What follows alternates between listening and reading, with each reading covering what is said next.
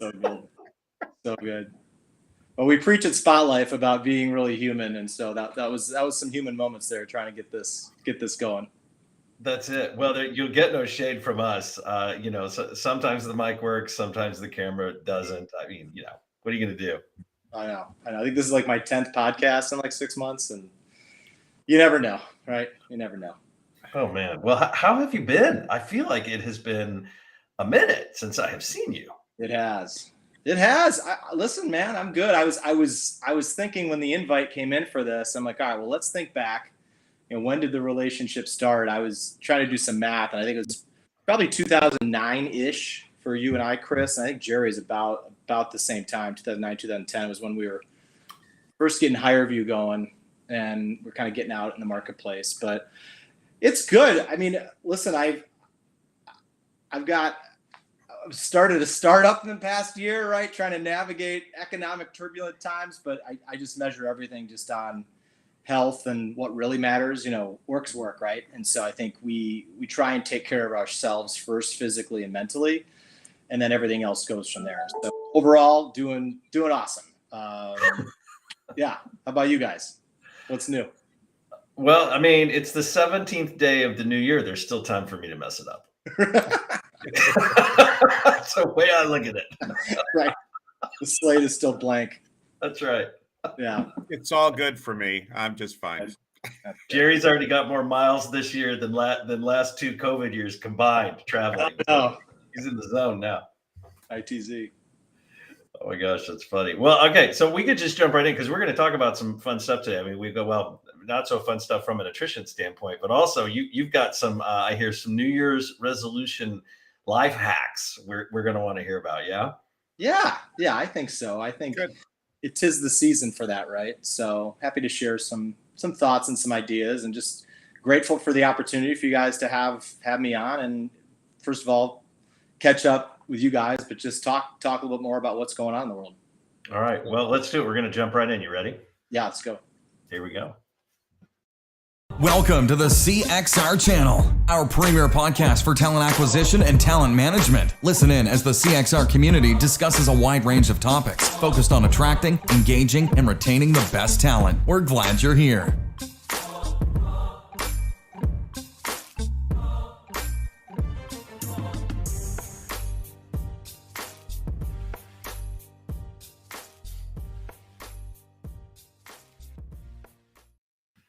If I was going to make a New Year's resolution, it's going to be to not get rid of the bumper, because I talked about it all last year, getting rid of the bumper.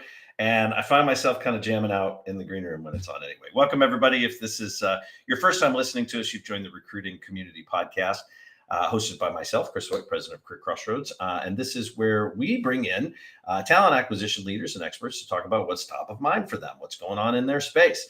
And sometimes they're not necessarily in TA, but shoot, we just bring in people that we like. So we hope that you'll like them as well. As luck would have it today, we do have somebody from the TA space. And if you were there for our little preamble up front, you'll know that we've known him for a while. Really quickly, though, I want to remind you, cxr.org/podcast, if you want to hear previous events and see what's coming up next. And also, if you're joining with us live in the stream on YouTube, Facebook, I think we're on the Twitter.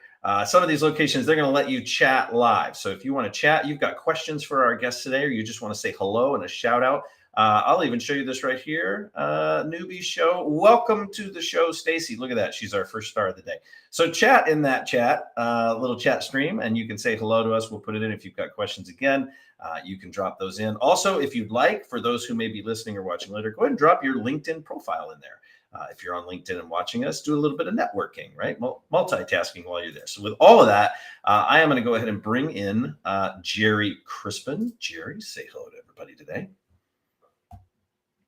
Yeah, okay. I think you might be muted, but you're saying hello. I can see it. There it is. All right. And we're speaking of technology. We're also going to bring our guest today, Josh Schwede. Josh, how are you? Chris, Jerry, how are you? Doing good. Josh, we'll jump right in. For those who don't know you, who have not had the honor of knowing you, the privilege, as long as we have, why don't you give us kind of an escalator pitch of who is Josh and why do we care what Josh has to say today?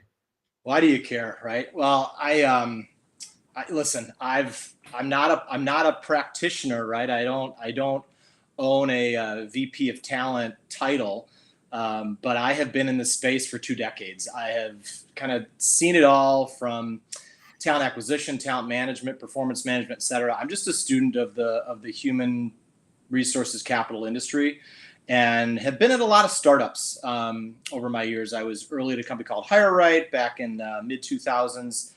Was part of the first 5 employees at HireView in 2009. Had great runs at both those companies. I've worked at Cornerstone. I've worked for Marcus Buckingham. But at the end of 2021, I went on my own and started my first startup that I founded, along with Scott Fowle, another industry veteran, with some amazing backers like Jason Corsello at Acadian Ventures and Mark Newman and Lauren Larson. And we aim to solve the problem of burnout in the workplace. We just felt that most of all of the HR and software apps, nobody gets excited to use those, yet they use things on their phone to help them with physical wellness, mental wellness, sleep, diet, et cetera. And so we wanted to build something for the people from day one that really helped people understand that, hey, there's stress and we all have it. We're trying to juggle, but there's work and then there's life and there's self-care, and they're disconnected. And so we're on a mission to help people lead higher quality lives, and we feel like we got a little secret sauce here to go do that. I love it. I love it. All right, I'm going to ask it. I got to ask it because we got an audio. We might have another audio issue. So, Jerry, does Josh sound okay to you? Or anybody know Josh sound okay to you? Is it a little staticky? Got a little scratchy. All right, a little scratchy. All right, so here's what we're going to do, Josh. And you're on a laptop, PC. Yeah. Just hit refresh in the browser window, and you'll be right back. We're gonna give that a shot. That is usually the problem Chris has, and there we go. There he goes. Jerry, how are you? It's good to see you. I'm just wonderful and feeling good that I'm not so scratchy. Oh man, let's try that. Say something for us, Josh. Tell me I'm not scratchy, Chris. You're velvet. You're just smooth as velvet. You sound good. That's good. That's good Stuff. Well, so we have known you for a long time. You have been in the space quite a while, and it is, and I believe that's a little bit of a reoccurring topic, with that that ability to sort of enjoy where you are in the space, right, from a working standpoint. And that's kind of been something that, as long as I've known you, has sort of come up in conversations. But it's really interesting to hear that you're doing some stuff like that now, sort of formally, right? Really taking that on and pushing that forward. Is it just always sort of been part of your persona? Is that why that drove you to the SPOTLYFE life? Well, I think, are you asking about startups or just kind of how we put the solution together? Kind of the solution together, because you've just always been a startup guy as long as I've known you. Yeah. I think I think everybody in 2020 had this forced pause, right? And everybody slowed down.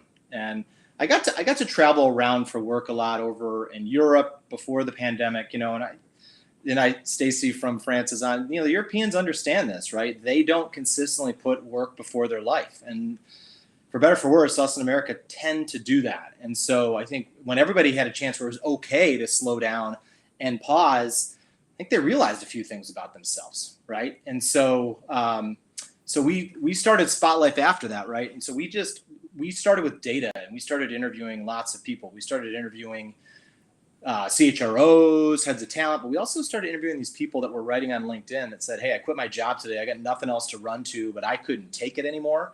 Mm-hmm. And Chris and Jerry, those conversations were fascinating, absolutely fascinating. And so it kind of triangulated back to what our hypothesis was, is the workforce of the future that understands that, hey, there's more to your people. Like they all say this on their annual reports, right? Publicly traded companies. We care about our talent. Like that's everything to us. And that's one of the reasons I'm staying in this industry is talent is always forefront for the CEO. But do we really care about them? Right? Do we really truly care about them outside of work? And so we're trying to figure that out, like the intersection of work and life and self-care, and does the workforce of the future, will they be higher performing orgs and thrive because their people are thriving? So that's what we're trying to shine a light on here. And yeah, I have not always been like this. Actually, when you guys met me, I was consistently putting work over life, doing a ton of travel, but I also super passionate about the companies I was at. And I think I realized after the fact, maybe just getting a little older too, a little more gray than the first time you met me. I think, trying to take care of yourself first and understanding what matters most, everything else flows off that. So yeah, in the early days, I think I was very, very guilty of the same thing that we're preaching here. Yeah, well, I mean, what kept you from burnout, Josh? I mean, are you just as superhuman as we've always thought you were, or was there something along the way that just sort of clicked for you? I burned out. Did you crash? Did you crash and we missed it? Absolutely. Yeah, absolutely. A couple times. I mean, I left, I joke about this with Mark Newman, the founder of HireView, but I left in year 5 when realistically the company was at an all-time high. I mean, it is super hard to get a brand new idea off the ground. And that's what we were doing, right? We weren't a better mousetrap. We were saying, hey, listen, there's better ways to analyze and recruit higher quality candidates through asynchronous video interviews and all that. But so it took us a while to evangelize that, but it was really humbling. But I was gassed. I was spending 3 out of 4 weeks traveling a month. And I went to Mark. I'm like, I don't think I can do this anymore. And I think at the time I was with the kids were at 5, 3, and 1. And I went back and I wanted for a company in Chicago where I wouldn't have to get on a plane as much. But in retrospect, I had no business leaving that, like everything we had worked for. But when you burn out, you don't know you're burning out until it's too late. And that's what happened with me. And when we started to share those stories around, I think, I see somebody saying, I agree with this 100,000%, Desiree. A lot of people burn out and they don't know what's happening until it's too late. And so, yeah, this has absolutely happened to me. And I think when you open up the dialogue, people either admit that they've done it or they're like, wait, I did burn out and I never realized it happened in the first place. And some of us don't know the difference because we work in these cultures or we grow up in these cultures or these managers that just, ingrain these behaviors in us. And so, it's tricky. It is a cultural issue. I mean, I can remember when I was working with, in recruitment advertising from New York, and the folks in Chicago would just say, your people are rude. I'm going, what do you mean they're rude? They said, well, they don't want to just chat and talk a little bit about what's going on in their life. They want to get to the point and get on with it. I said, well, that's New York. It's not rude. It's just New York. Then I was in Brazil. I'd taken a delegation to Brazil, and we were at Hewlett Packard, and the president of Hewlett Packard came in, and there were 15 of us, and he went around the room and took an entire freaking hour talking to each person individually, and I'm going, what the hell is this? He says, well, in Brazil, we don't start a meeting until we catch up with everybody. And I'm going, yeah, but that's an hour. And he said, yeah, but it was a good hour, that kind of thing. And I'm going, yeah, but we got nothing done. This is going to be a very long day. But I have to say, so Josh, when you're telling a little bit of your background there, it does resonate with me a bit. And I didn't realize, it didn't really register with me how much I was traveling until the pandemic hit. Because I think Jerry and I were doing 11 or 12 events a year, live events with our members, not to count a dozen or so dinners somewhere that we would travel to, at least 2 international trips that we would go to, and then the dozen or so of conferences. Yeah. And I don't think until we couldn't do that, I realized how much we were on the road. And how much more relaxed and how much more, we could focus on the work getting done. So I think I fell in the department of obliviousness, where I just didn't know that was going on. So what would be and I know Desiree Caruso, thank you so much. She agrees 1,000%. We just threw on the screen, but what would be a sign for people like you or people like me who just don't realize that maybe they're approaching some level of burnout? I think one thing to do is maybe, ask your friends or ask your significant others or your coworkers, right? Hey, are you seeing any behavior differences in me? Because sometimes you just can't see it yourself. I think that the other thing is looking at, doing your own regular vitals checkups, right? Like, are you sleeping well?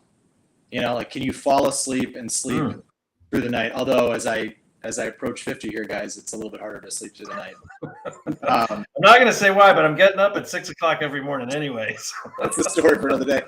But I think checking in with yourself, checking in with your peer groups, and then, are you taking care of yourself too? And I think when you start to remove one thing that we have learned is like when you stop doing that own self-care, everything it falls down. And so that's not our research. We did this white paper over the summer with Dr. Britt Andriata. You guys might know her back from her LinkedIn Linda days, and she does all kinds of amazing consulting on culture and workforce. But we wrote this paper on burnout in the workplace, and man, some staggering statistics in there, right? Where like when you prioritize work over life and do it consistently, you're literally taking time off the back end of your life. So when you look at it like through that lens, it's like, wait, hold on.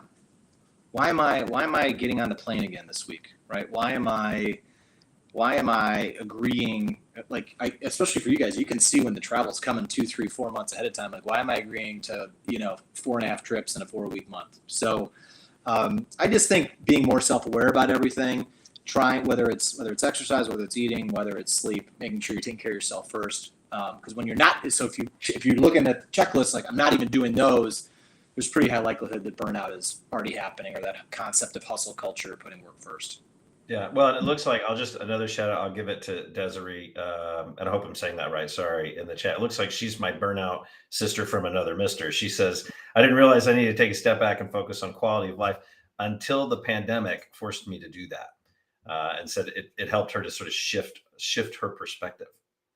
Yeah, and I think, so she's not alone. So when I mentioned those interviews that we were doing with the people that were posting on LinkedIn and getting like the 500 comments, I quit my job. I didn't have anything to run to.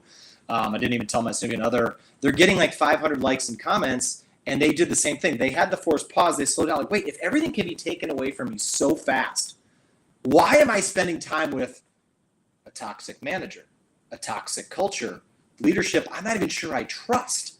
And so what people did is they slowed down, they paused, they took the step back, and like, well, I need to rethink what I'm doing here, because I'm continuing to put into something that's not providing much for me in return as it relates to my own self-care. It might be paying me what I need, but at some point I think people are analyzing like, what's that worth, right? Or can I find some other way to check that box? Yeah. So give us, before we go a little further, give us one more temperature check, one more barometer check. Like the first one is ask your friends if you're being an asshole. I caught that. I heard that loud and clear. What would the second one be like outside of behavioral changes? Is there another self-diagnosis, a way we can say, look like a hard look in the mirror to see if maybe we're headed in that direction? I think I've started this year, in the past few months, I started slowing down in the mornings, totally outside of anything at SPOTLYFE. And I have been just doing reading, and I'm not a reader. So this is new behavior for me, right? I've just been reading kind of just daily coaching tips and stuff. And I kind of just do a self check-in, like, well, like, how does this resonate with me? Is this like, am I being the person that I want to be, And so yeah. I think that's another way just to slow down and kind of like if burnout is being caused by work, get away from work. And, are you doing the things that you want to be doing outside of that? Because the to-do lists, for better, for worse, are endless. And listen, I am not advocating for not working hard. I mean, I've got the Midwest in me. Like I enjoy working, right? I enjoy that. I enjoy the growth and stuff like that.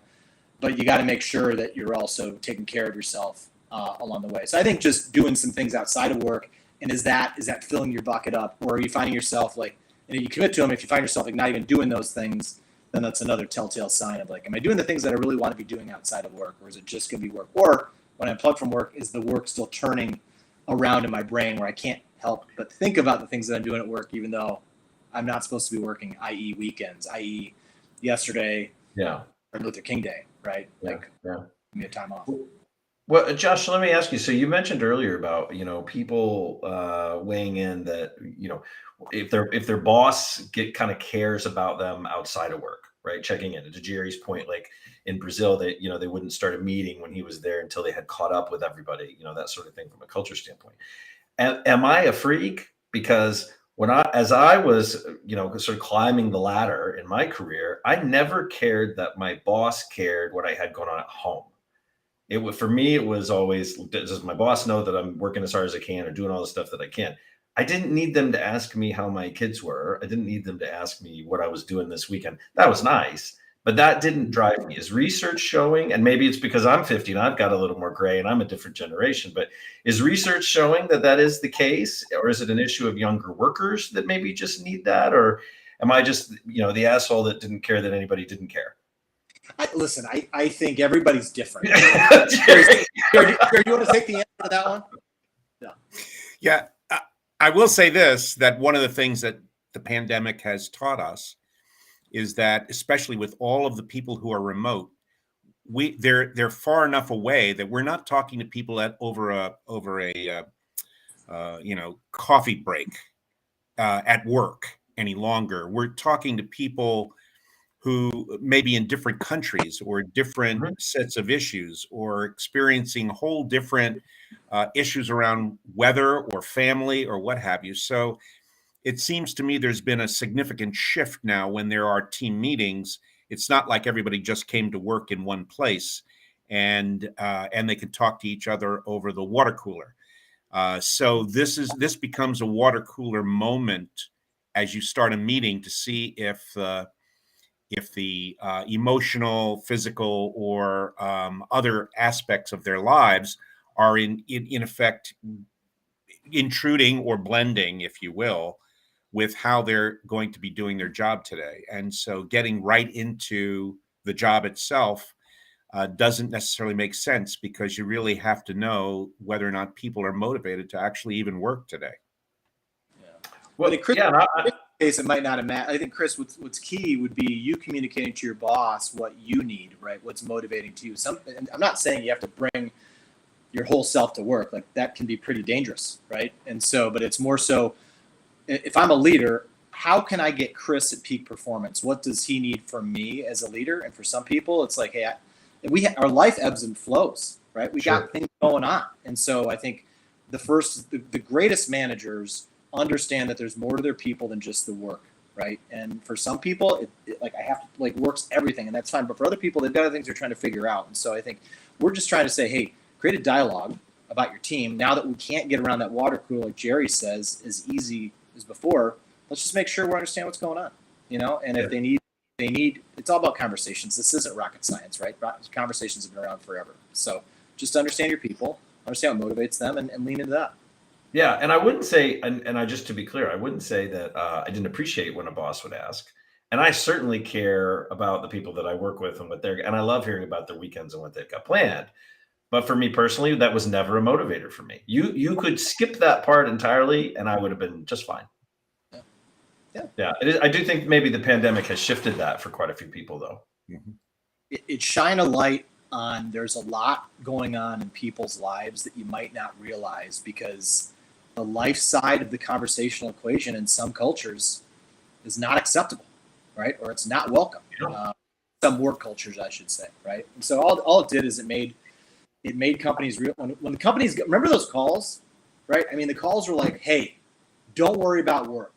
Just worry about what matters. If you're sitting with 3 kids and you're trying to navigate remote school, and those kids are like 8, 6, and 4, hello. I mean, that was a lot, right? Or, oh my gosh, I'm worried about my parents, who are not in great health condition, all that stuff. So those companies were saying, slow down and think about everything else besides work. I want to take work off because that doesn't matter right now. That's what the messages were from the top down in those initial weeks. And I think that allowed, like Desiree's saying, deep breath, pause.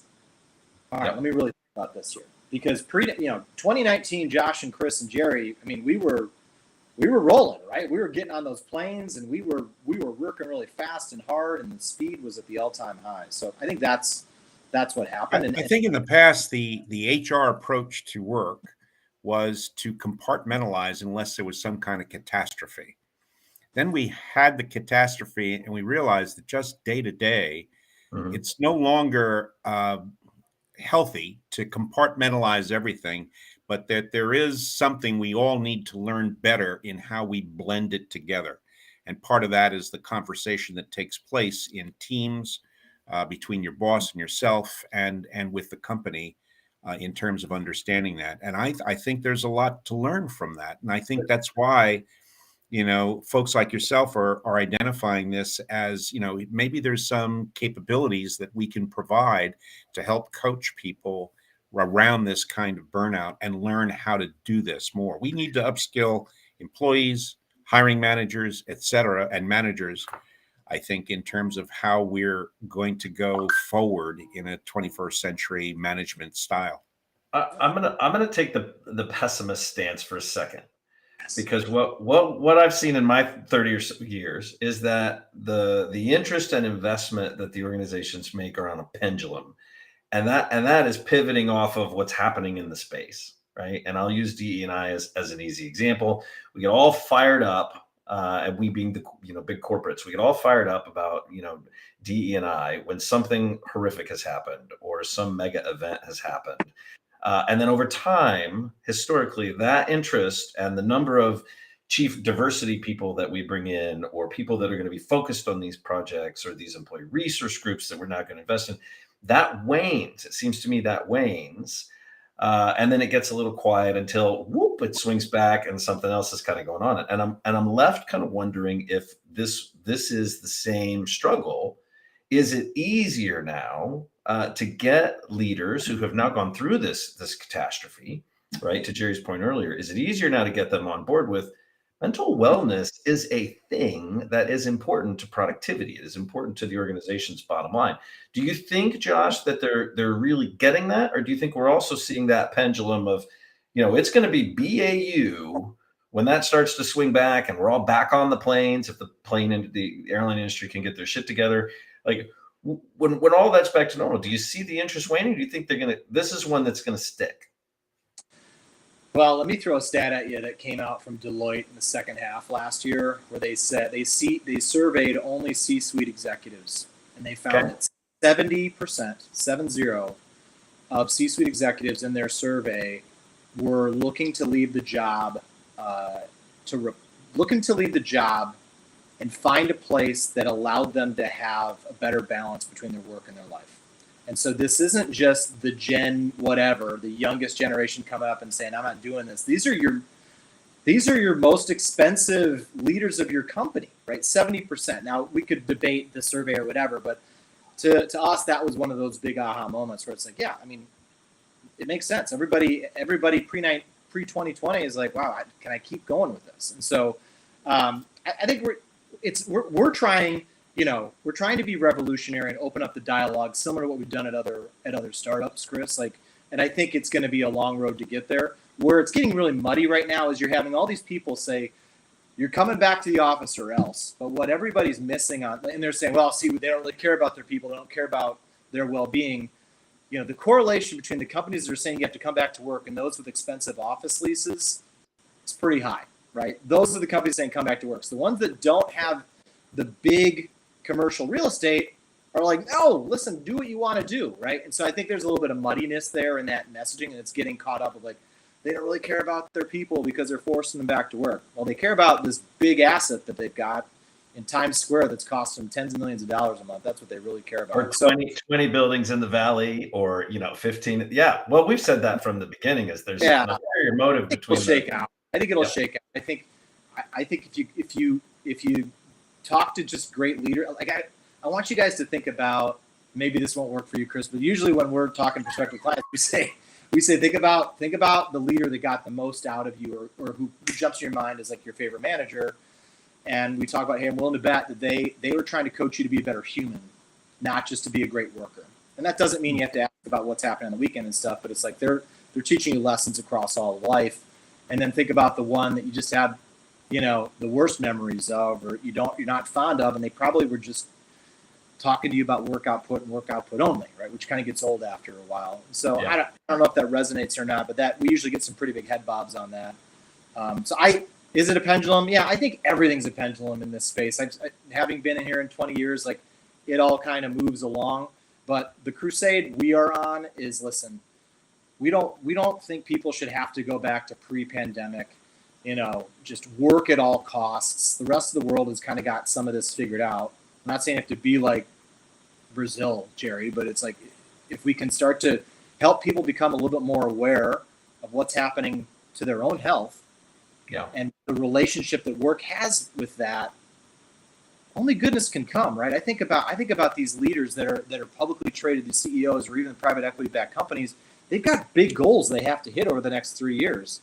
And you could draw athletic team analogies too. Can you really hit these big goals you have to hit if you're not at peak performance levels, and you can't quite get to peak like an NFL player is not going to be in the playoffs this past weekend if they were dogging it all summer, if the whole team was dogging it all summer and didn't show up to training camp, it's just not going to happen.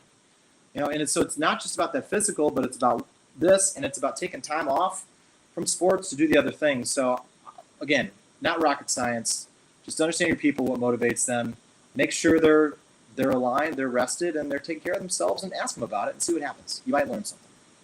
I love that. I love that. Josh, let me ask you, if you were going to write a book about what's going on in the space from this standpoint, right? From your perspective, especially, like, what would the title of that book be, do you think? Pause. It's just, and it's being written about a bunch, like a lot of articles. I think a lot of well-being and wellness-y type articles, or even mental health, have been written the past few years, but there is a lot of benefit in slowing down and pausing, right? So the book would be Pause, and it's not just, it's pause daily, right? Or when things are really getting busy, or maybe the blood pressure starts to go up or something, just slow down, press that pause button, take a couple deep breaths, walk around, drink some water, and figure out what's really going on.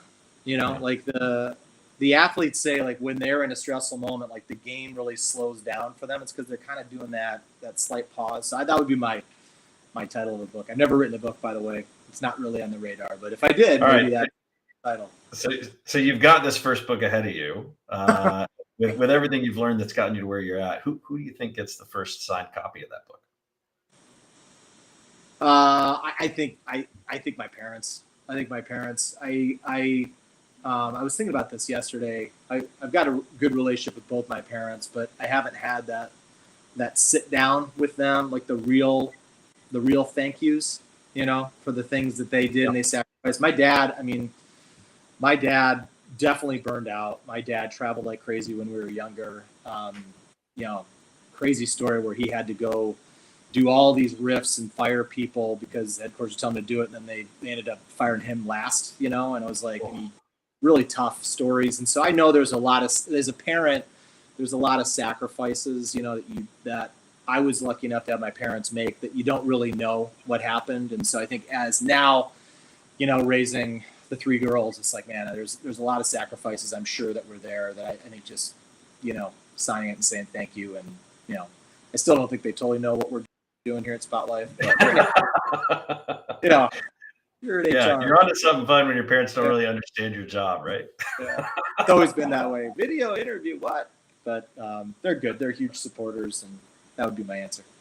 Oh, I love that. Well, Josh, thank you so much. It's so great to see you. I feel like it's just been ages, and we're really, really grateful for the time you gave us today. Thanks for catching up. You got it. That's always good to catch up. And I would say, if anybody's curious about this, so like I said, we wrote some research, co-authored with Britt Andriata. You could just Google SPOTLYFE burnout, and it'll come up. And it's free. So would love people to just read that. We got some hot tips in there, so you could start to recognize some things, some great things for leaders in there too, to recognize burnout in themselves, because that's super dangerous, and burnout in their team. So good resource for everybody just to take a look at, to learn a little more. Got it. If you're listening and you're too lazy to Google, you can just email Jerry and I. We'll send you something. We'll send it over to you. I love that. Great resource for you, SPOTLYFE burnout. Love it. Yeah. All right, Josh, I'm going to put you in the green room for just a second. Thank you again for joining. Don't go anywhere. We'll be right back. I'm going to put you in there with Jerry. How's that? All right. Thanks, guys. All right, there goes Jerry. There goes Josh. Thanks, everybody. Really quickly, before I let you go, we got a big week this week. For those who are looking to catch up and see what's going on within the CXR community, you just go to cxr.org/events. You'll get our full calendar. We've got a workshop coming up with our friend Maury Hannigan on creating effective employee testimonial videos. You won't want to miss that. We also have one of our lecture series, which is a big one. This is going to be concentration and hybrid work. That's going to be on the 19th. And Maury tomorrow is going to be on the 18th. So on the 19th, we're doing that lecture piece. We have an EMEA, our January EMEA community meeting that is coming up. It's dedicated to our EMEA community members and alumni. And we're having Bring Your Friend to Work today. So if you are actually an EMEA member and you want to be part of that, you've got somebody who maybe isn't a CXR member, but who sits in that European market, and you'd like to bring them, let us know. They are welcome to that call. That's on the 19th. And then again, a reminder, I've just got 3 more. Hang in there. We've got a CXR book club. Adam Grant, we're reading another one of those. Think Again, and Barb Reese facilitates that conversation with everybody that'll join us. That'll be January 20th. We have a DE&I community meeting that is coming up for all of our members on January the 25th. And then I think the last event we've got scheduled for January, we have a workshop on re-engineering talent pipelines, and that's for our members, and you won't want to miss that. So with everybody, I just want to say we will see you next week. Thank you for joining us. Thanks for listening to the CXR channel. Please subscribe to CXR on your favorite podcast resource and leave us a review while you're at it. Learn more about CXR at our website, cxr.works, facebook.com and twitter.com/careercrossroads, and on Instagram at careerxroads. We'll catch you next time.